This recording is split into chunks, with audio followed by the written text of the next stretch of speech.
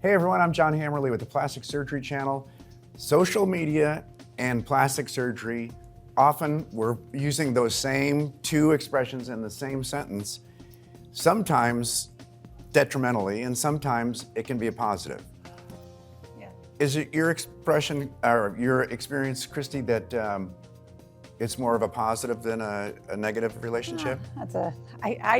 I don't know the answer to that. I do think plastic surgery is a visual field. So I think social media is a natural platform for that because, we take before and after pictures and everything we do is very visual. But that can be a detriment to some degree, particularly with patient education or expectations. So I think, it is a great tool to utilize to inform our patients, sometimes give them some ideas on what to expect. But I also think it can give them unrealistic expectations sometimes. And I think that's where it becomes a problem. So a little bit of both, pros and cons. Yeah. And the but might be, yes, but with all the apps that are used in social media, I'm not getting a true picture of what you guys might really look like. I might be getting the idealized version. There's an element of showmanship to all social media, and that sort of self-presentation, self-glorification is part of a lot of the way that plastic surgeons have practiced. There's a focus on me and what I can do and what my results are that dovetails nicely into the platform social media has. But I think that it's important that every consumer, every potential patient out there does their research. This is not a passive process where you can just swipe and scroll through. It's perfect for entertainment, but if you're considering a procedure, it's incumbent on you to do your homework. And what does that mean? It means looking into a plastic surgeon's board certification, their association with the professional societies, ASPS, ASAPS, looking at good standardized before and after pictures, and then having a personal relationship with the surgeon to see whether or not their ethic, their personality is a good fit.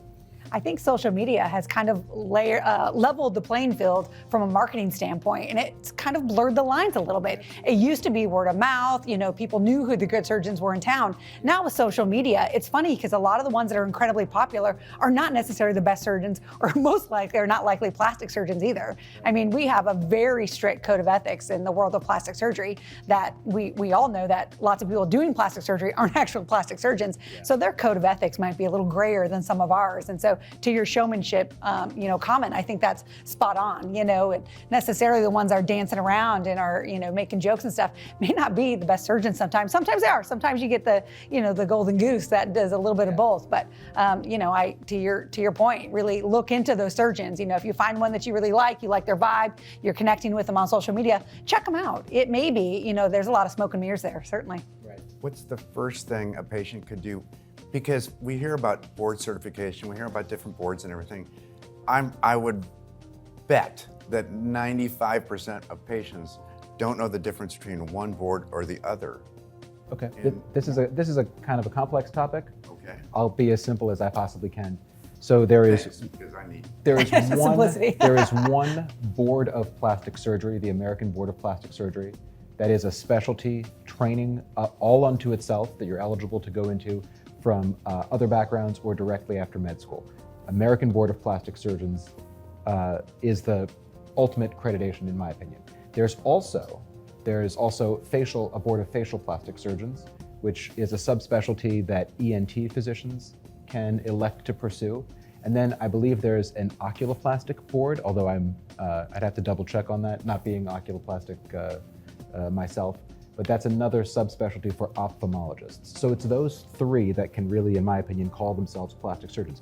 Board certified plastic surgeons like ourselves, facial plastic surgeons, and then oculoplastic surgeons. And these are all, exactly, through the national accrediting agencies for board certification. I mean, I could be a boarded purple dinosaur if I made a board for it, but it's not necessarily recognized. Exactly. And that's where some of these other wannabe imitation specialty designations come into play.